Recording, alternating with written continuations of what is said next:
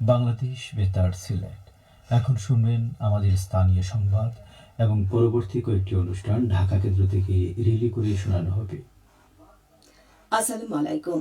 সন্ধে 7টা বাংলাদেশ বেতার সিলেট সংবাদ পড়ছি সুদীপ্তা দে টিনা। যথাযোগ্য মর্যাদায় আজ দেশে পালিত হচ্ছে আন্তর্জাতিক শান্তি দিবস। প্রতি বছর আজকের এই দিনে বিশ্বজুড়ে পালন করা হয় দিবসটি। শান্তি, বন্ধুত্বপূর্ণ সম্পর্ক, সম্প্রীতি বজায় রাখার পাশাপাশি বিভিন্ন দেশের মধ্যে সুসম্পর্ক বজায় রাখার জন্য এই দিবসটি বেশ গুরুত্বপূর্ণ। প্রতি বছর নিউ ইয়র্কে জাতিসংঘ সদর দপ্তরে শান্তির ঘণ্টা বাজানোর মধ্য দিয়ে দিবসটি উদযাপনের সূচনা হয়। এই ঘণ্টা স্মরণ করিয়ে দেয় যুদ্ধের পরিণাম মানুষের মৃত্যু। এছাড়া ঘণ্টাটির পার্শ্ববর্তী সড়কে ইংরেজিতে স্থিতিশীল বৈশ্বিক শান্তি দীর্ঘজীবী হোক এই বাণী খোদাই করা রয়েছে। বিশ্বব্যাপী শান্তি প্রতিষ্ঠার লক্ষ্যে ঘোষিত দিবসটির উদ্দেশ্য হল পৃথিবী থেকে যুদ্ধ ও সংঘাত চিরতরে নিরসন এবং সেই লক্ষ্যে পৃথিবীর যুদ্ধরত অঞ্চলগুলোয় যুদ্ধবিরতি কার্যকর করা এবং সেসব অঞ্চলে মানবিক সহায়তা পৌঁছে দেওয়া।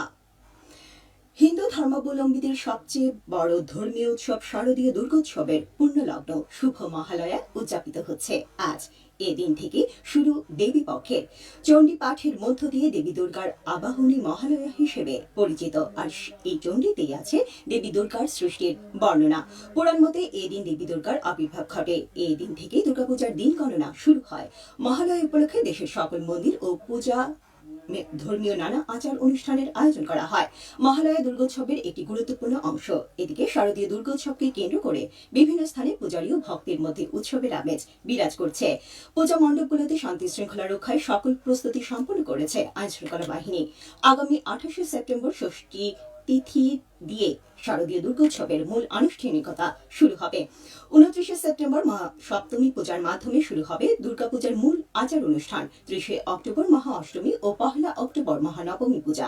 2 অক্টোবর বিজয়া দশমীতে দেবী বিসর্জনের মধ্য দিয়ে শেষ হবে এবারের শারদীয় দুর্গোৎসব।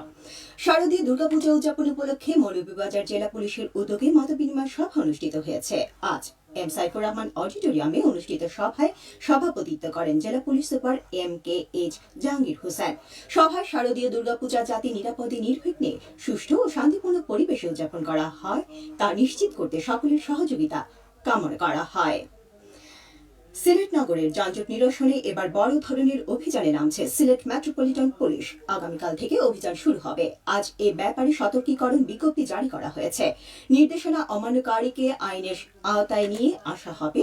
অবৈধ যানবাহন ও ফুটপাত দখল মুক্তে অনিয়ন্ত্রিত গাড়ি চলাচল বন্ধ এবং ব্যাটারি চালিত রিকশার বিরুদ্ধে চলবে এই অভিযান। সেই সঙ্গে একই নাম্বারে চলাচলকারী একাধিক CNG চালিত অটোরিকশা আটক করা হবে। এছাড়া ফুটপাত থেকে হকার উচ্ছেদ, অবৈধ CNG, ব্যাটারি চালিত যানবাহন ও চোরাই গাড়ি ধরতে ট্রাফিক ক্রাইম ইউনিট সহ SMPর সব ইউনিং একসাথে মাঠে নামবে। সেই সঙ্গে দোকানীদের যাতে ফুটপাত দখল করে পসরা সাজিয়েছেন কিংবা ভাড়া দিচ্ছেন তাদের বিরুদ্ধেও ব্যবস্থা নেওয়া হবে। পলিথিন ও প্লাস্টিকের ক্ষতিকর প্রভাব, স্বাস্থ্যগত ঝুঁকি শীর্ষক সেমিনার অনুষ্ঠিত হয়েছে আজ মৌলভীবাজারে। সরকারি উচ্চ বিদ্যালয় অডিটোরিয়ামে অনুষ্ঠিত সেমিনারে প্রধান অতিথি ছিলেন জেলা মাধ্যমিক ও উচ্চ মাধ্যমিক শিক্ষা অফিসার মোহাম্মদ ফজলুর রহমান। সভায় জানানো হয় পলিথিনের শপিং ব্যাগ ও একবার ব্যবহারযোগ্য প্লাস্টিক সামগ্রী যত্রতত্র ফেলে দেওয়ার ফলে মাটির উর্বরতা হ্রাস পাচ্ছে। এগুলো খাল, বিল, হাওর ছড়া ও নদ নদীর সহ সাগরে যাচ্ছে। এতে পরিবেশ ও পানি দূষিত হচ্ছে। পাশাপাশি একদিকে মাছের প্রজনন ক্ষমতা হ্রাস পাচ্ছে, অপরদিকে মাছের মাধ্যমে মানবদেহে এগুলো প্রবেশ করে শরীরের বিভিন্ন ধরনের রোগ ব্যাধি সৃষ্টি করছে। এ ব্যাপারে শিক্ষার্থীদের সচেতন হতে হবে। সেমিনারে প্রামাণ্যচিত্র ও ফুটেজ প্রদর্শন করা হয়। এতে বিদ্যালয়ের শিক্ষার্থীরা অংশ নেন। বাংলাদেশ পরিবেশ আইনবিদ সমিতি এর আয়োজন করে।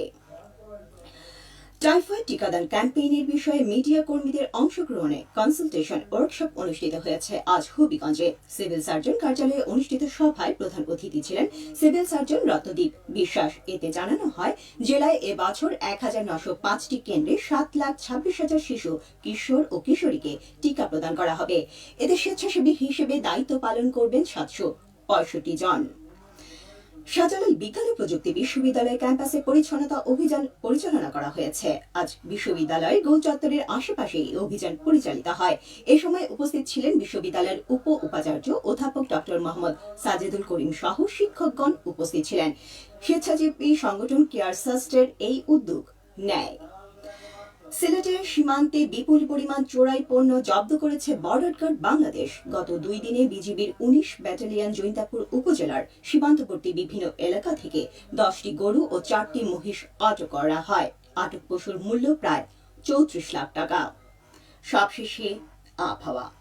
রাত 1টা পর্যন্ত পূর্বাভাসে বলা হয়েছে সিলেট সহ পার্শ্ববর্তী এলাকার জন্য কোনো সতর্ক বাণী নেই এবং কোনো সংকেত দেখাতে হবে না।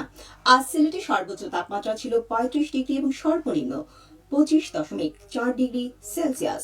বাতাসের আর্দ্রতা ছিল সকালে 84% এবং সন্ধ্যায় 82%। আগামীকাল সিলেটে সূর্যোদয় হবে 5টা 41 মিনিটে এবং অস্ত যাবে 5টা 50 মিনিটে।